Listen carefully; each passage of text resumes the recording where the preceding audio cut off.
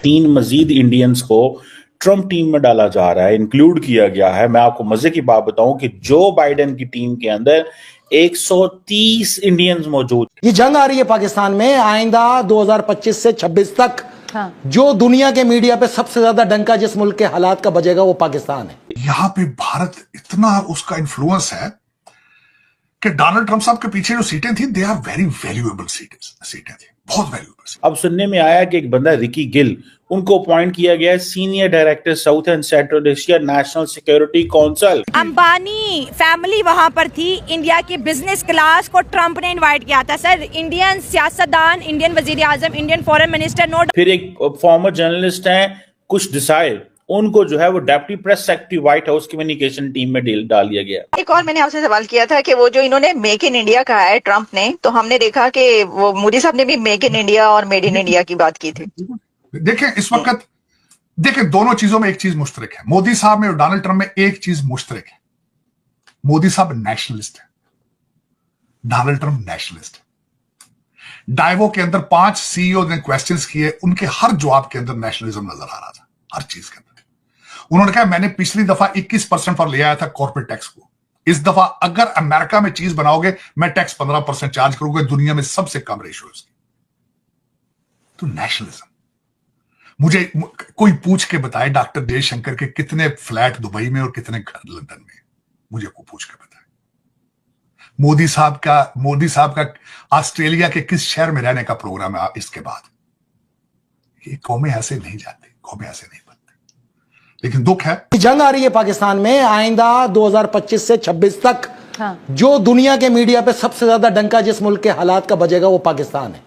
अच्छा, पाकिस्तान को take over करके फिर पाकिस्तान के असले से ईरान से जो वॉर लड़ी जाएगी वो दूसरे नंबर पर है। निशाना 2 ही मुल्क हैं, पहले पाकिस्तान है। अपराइजिंग करके तालिबान को पाकिस्तान को टेक ओवर करा के, चाहे वो सियासी जमातों से कराएं, चाहे अपने आलाकारों से कराएं या अपराइजिंग करके करें, उनको गर्मियों के मौसम का इंतजार है। अगर आंखें नहीं खोली तो ये याद रखना, जो पाड़ा चनार में हालात देखे हैं ना जुल्म सितम के, फिर गली गली कूचा कूचा पाड़ा चनार नजर आएगा, ऐसा ही कत्लेआम नजर आएगा। होश के नाखून लिए जाएं।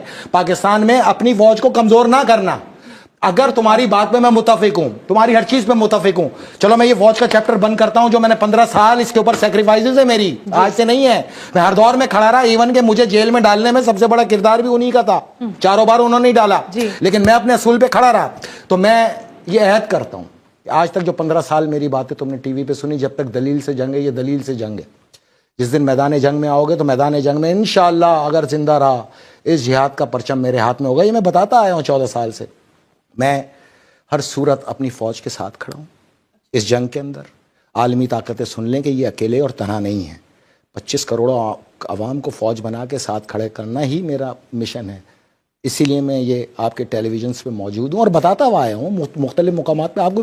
लेकिन आवाम को ये समझना चाहिए कि अगर आज़ादी हो तो सोने के पहाड़ भी अच्छे लगते हैं, प्रोजेक्ट भी अच्छे लगते हैं, उसको एंजॉय करता है ना आदमी। सही बात है। लेकिन अगर बाहर निकलो और मोबाइल छिन जाए और जान चली जाए और अगवा तावान हो जाए और मारे जाओ और कत्ल हो जाओ और पुलिस से गले ज़बा कर दिए जाए, उस माहौल में जाना चाहते हो तो इन सियासी करतबबाजों के इश्क में पड़े रहो।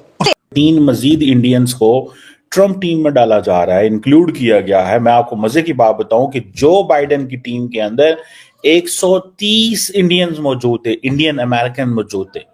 और बहुत सारे जो कहा जाता है, इसके बावजूद जो वहां पे इंडियंस थे वो कहते थे हम खुश नहीं है, we need more positions. Question ये है कि एक भी बंदा इनमें पाकिस्तानी नहीं है। मतलब क्या पाकिस्तानियों के लिए नो गो एरिया है? उनके ऊपर नाम के ऊपर लिखा हुआ है कि ये जा नहीं सकते। ये क्या चक्कर है? अब सुनने में आया कि एक बंदा रिकी गिल, उनको अपॉइंट किया गया है senior director south and central Asia national Security council. ये वही नेशनल सिक्योरिटी काउंसिल है जहां पे बाइडेन एडमिनिस्ट्रेशन के जॉन फाइनर जाते जाते ये कह गए कि पाकिस्तान का जो लॉन्ग रेंज मिसाइल प्रोग्राम है वो अमेरिका के लिए खतरा है। और एक बात वो थोड़ी गलत भी कर गए कि अमेरिका तक मिसाइल पहुंच सकते हैं। हम कहते हैं हमारे इंडिया तक पहुंच सकते हैं, वो कहते हैं नहीं, ये इंडिया तक नहीं जाते, ये अमेरिका भी आते हैं, नॉर्थ अमेरिका भी आ सकते हैं। अजीब बात उन्होंने कर दी। जाते जाते सारे पाकिस्तानी उस पर हैरान और हंस रहे थे कि हमारे मिसाइल की इतनी रेंज ही नहीं है। लेकिन जॉन फाइनर जो है वो सबको डरा रहे हैं। बहरहाल एनी हो, देन इट इज एक और है, उन्हें बोलते हैं सौरभ शर्मा। ये प्रेसिडेंशियल पर्सनल ऑफिस में स्टाफिंग एंड अपॉइंटमेंट्स क्या आप देख लें, जिस बंदे का काम ही स्टाफिंग एंड अपॉइंटमेंट्स है, तो देखिए कितनी अहम पोजीशन के लिए उनको चुना गया। It means they are trusted, they are respected, they are considered part of the team. फिर एक फॉर्मर जर्नलिस्ट हैं कुश देसाई, उनको जो है वो deputy press secretary white house communication team में डाल दिया गया। अब मुझे ये बताएं कि इतनी बड़ी तादाद में ये तो है, ये जो स्टाफर्स हैं अंदर सिस्टम के अंदर, these are the real people who control White House. This mister जो रिकी गिल साहब है, he is a real person who will control the National Security Council के अंदर, और वो भी कहां पे, director south and central Asia, Pakistan के बारे में। पाकिस्तान के बारे में इनकी जो अप्रोच है, आप मुझे ये बताएं कि इतने वहां लाखों पाकिस्तानी बसते हैं, यूनिवर्सिटियों में पढ़ते हैं, प्रोफेसर हैं, डॉक्टर हैं, कोई एक भी मतलब उस पोजीशन में नहीं आ सकता।